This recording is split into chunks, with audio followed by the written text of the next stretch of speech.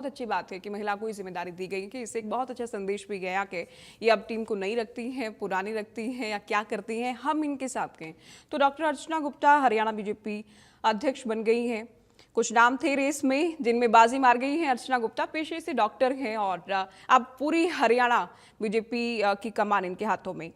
चलिए, राज्यसभा सांसद कार्तिकेय शर्मा हमारे साथ जुड़ गए हैं। स्वागत है कार्तिकेय शर्मा जी आपका इंडिया न्यूज हरियाणा पर। धन्यवाद ज्योति जी, धन्यवाद। डॉक्टर अर्चना गुप्ता को हरियाणा बीजेपी अध्यक्ष बनाया गया कि पहली प्रतिक्रिया आपकी इस बदलाव को लेकर? ये बहुत ही अच्छा फैसला है और इसका हम सब स्वागत करते हैं, क्योंकि जो जिस तरीके से माननीय प्रधानमंत्री जी ने महिला सशक्तिकरण के लिए ये अभी विमेन्स रिजर्वेशन बिल भी लाया गया था, उसी सोच के तहत हमारी मातृशक्ति को और सक्षम बनाने के लिए और आगे बढ़ाने के लिए बहुत अच्छा फैसला है।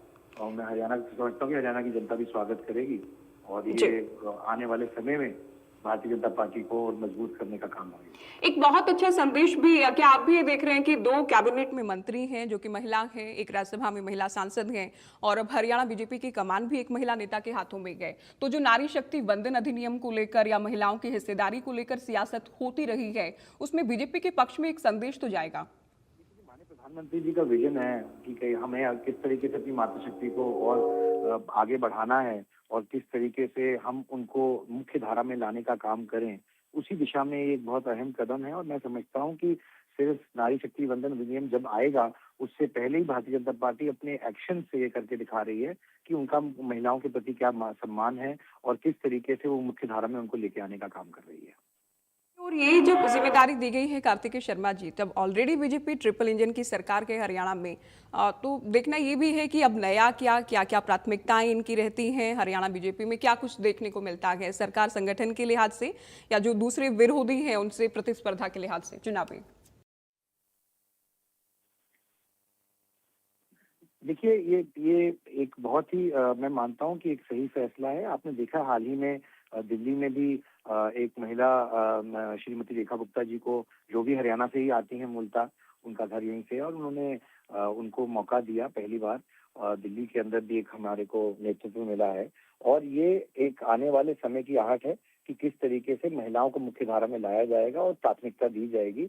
ये इसके लिए माननीय प्रधानमंत्री जी का और राष्ट्रीय अध्यक्ष जी का भी बहुत बहुत धन्यवाद।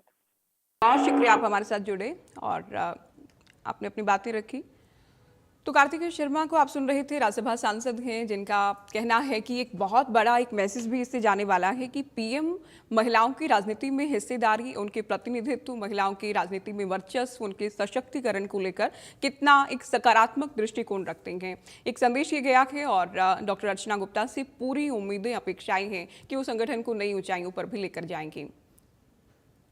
तो हरियाणा बीजेपी अध्यक्ष बन गई हैं डॉक्टर अर्चना गुप्ता। तमाम नेताओं से हम जुड़ने का लगातार प्रयास कर रहे हैं। डॉक्टर अर्चना गुप्ता भी खुद हमारे साथ जुड़ी थी और उनकी ओर से पीएम का, पार्टी हाईकमान का आभार प्रकट किया गया। साथ ही ये भी कहा गया कि पार्टी संगठन की मजबूती और तमाम कार्यकर्ताओं को साथ लेकर जाने का, चलने का उनका प्रयास रहेगा।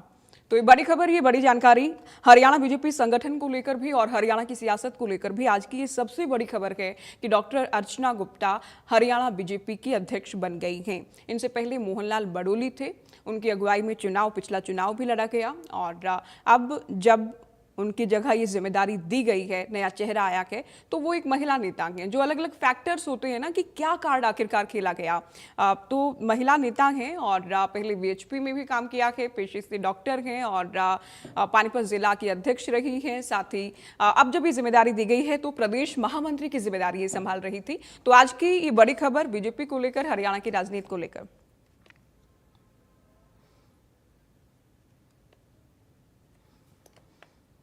चलिए, फिलहाल खबरों में इतना ही। नमस्कार।